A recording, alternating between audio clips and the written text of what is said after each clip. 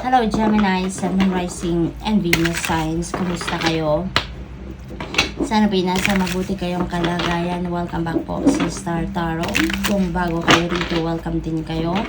Thank you sa inyong support. I truly appreciate it. God bless you all. Gemini, pa unang mensahe ninyo ay Ace of Swords. Ayan. So, dito sa Ace of Swords, this is a new beginning energy. This is a triumphant energy din, Gemini. So, meron kayo ditong pagtatagumpayan. Maaring meron kayong mga challenging situation or difficult situations na pinagdadaanan at this time. And you are able to surpass that. Now, mapagtatagumpayan ninyo yan. You will be provided with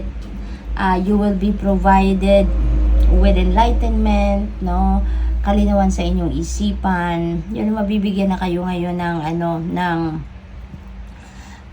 kalinawan sa inyong isipan and new ideas, no? New insights na yun ang makakatulong sa inyo para mapagtagumpayan ninyo kung ano man ang mga problemang itong kinakaharap ninyo sa ngayon, Gemini.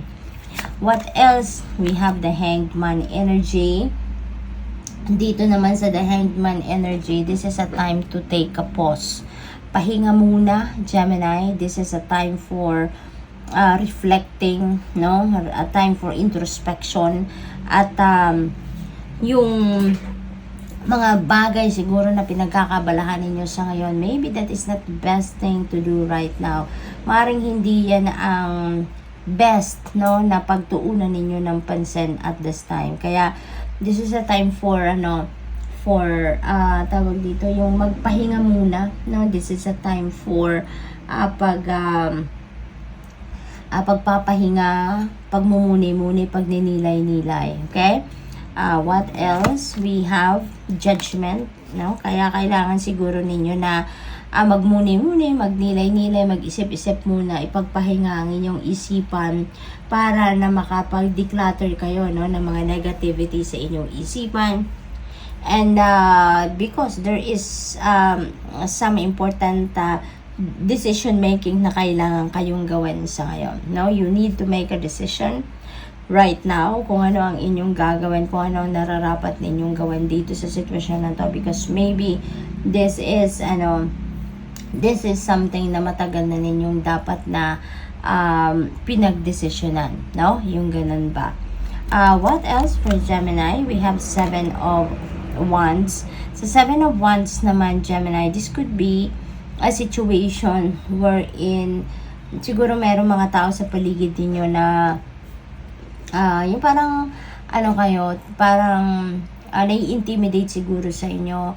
Maybe may mga tao ditong mga nagpaparinig sa inyo, merong mga tao sa paligid niyo na iinggit sa inyo, making fake news, 'di ba? Maaaring chinichismis kayo, something like that. Kaya parang nasa defensive mode kayo ngayon kasi hinihintay niyo lang din, na magkaroon kayo ng tamang pagkakataon para umatake din kayo.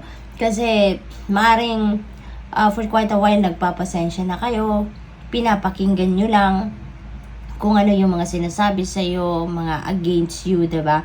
Maaaring ganun ang ganap dito for you, Gemini. Kaya use your own judgment and discernment on that situation. Tignan ninyo, pakiramdaman ninyo kung ano ang right approach, no, na kailangan ninyong gawin dito, no?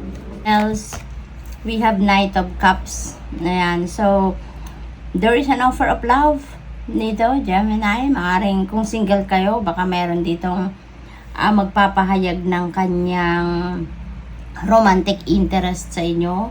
Maaari din na meron ditong someone is going to ask you out on a date siguro, no? Maaring ganun ang ganap dyan for some of you. So, good luck.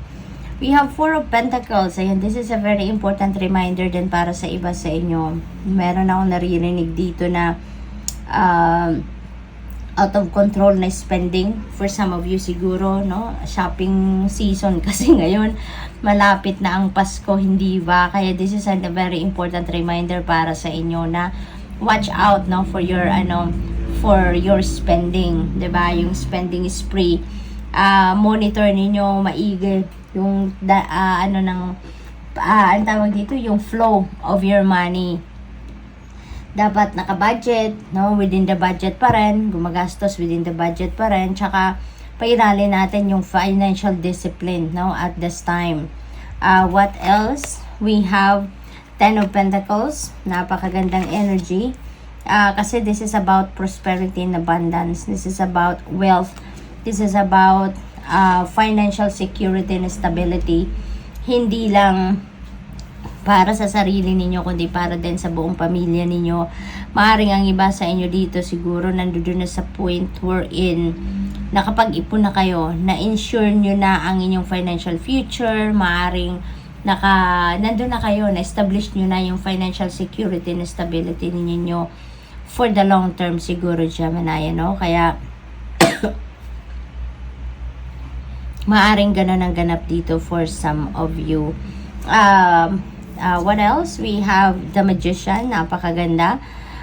This is a time for manifestation. Nasa high frequency kayo ngayon of manifestation, no? Kaya nasa tawag dito na pabor sa inyo ngayon kasi ang pagmamanifest na kung ano man ang gusto ninyo manifest, kasi nasa stage kayo or nasa period kayo of pagkakaroon ng high energetic frequency. Kaya perfect ito, no? Perfect ito para mag-take action kayo patungo doon sa kung ano yung gusto ninyong ma-manifest sa buhay ninyo. So good luck. Thank you for watching. Love and light. Namaste.